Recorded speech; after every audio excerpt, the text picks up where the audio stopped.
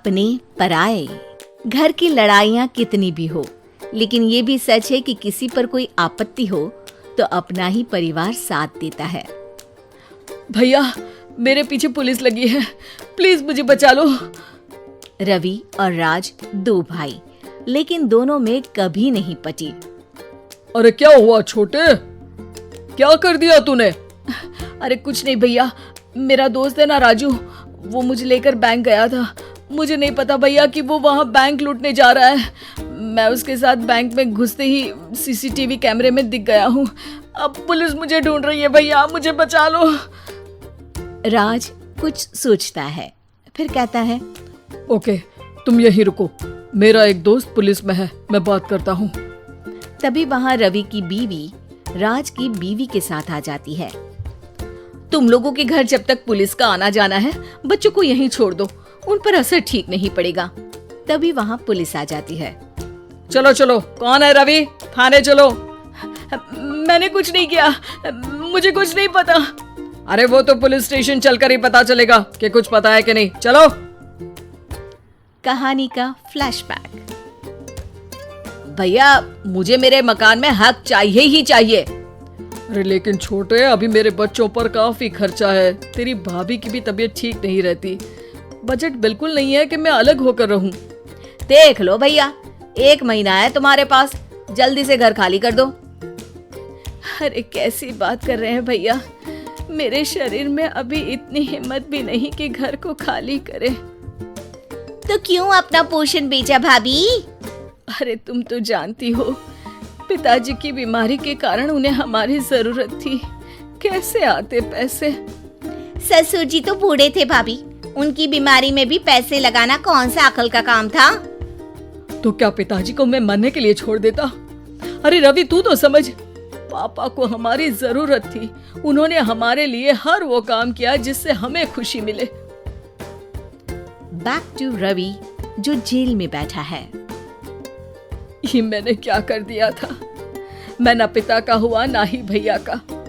मेरे साथ जो हो रहा है ठीक ही हो रहा है। तभी वहाँ पुलिस वाला आता है।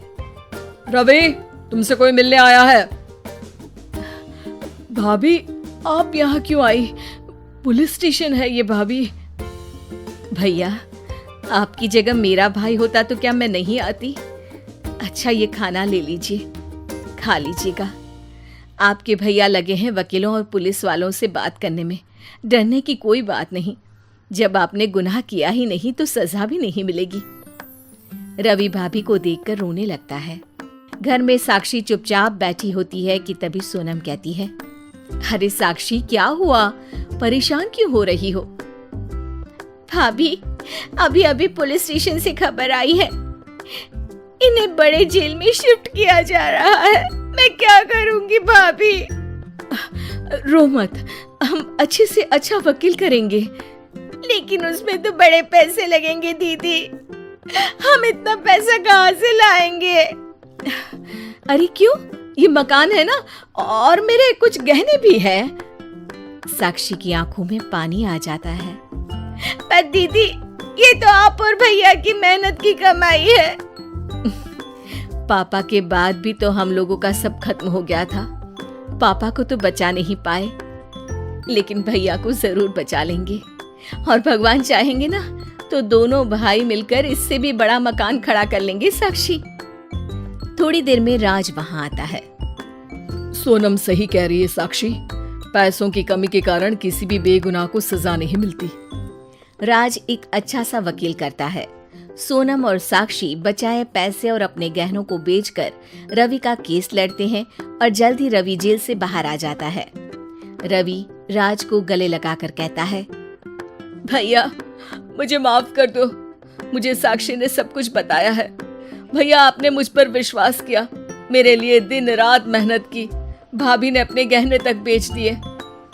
भैया, आपने तो पापा के लिए भी पैसे नहीं देखे, लेकिन मैं बहुत ही सेल्फिश निकला। भैया, एक आखिरी बार मुझे माफ कर दो, मैं शर्मिंदा हूँ। अरे भाई, अपने तो अपने ही होते हैं, पापा ने हमारे लिए क्या नहीं किया, ये तुम्हें बताने की जरूरत नहीं है मुझे। और फिर तू तो मेरा भाई है। पैसे से बढ़कर रिश्ते होते हैं भाई।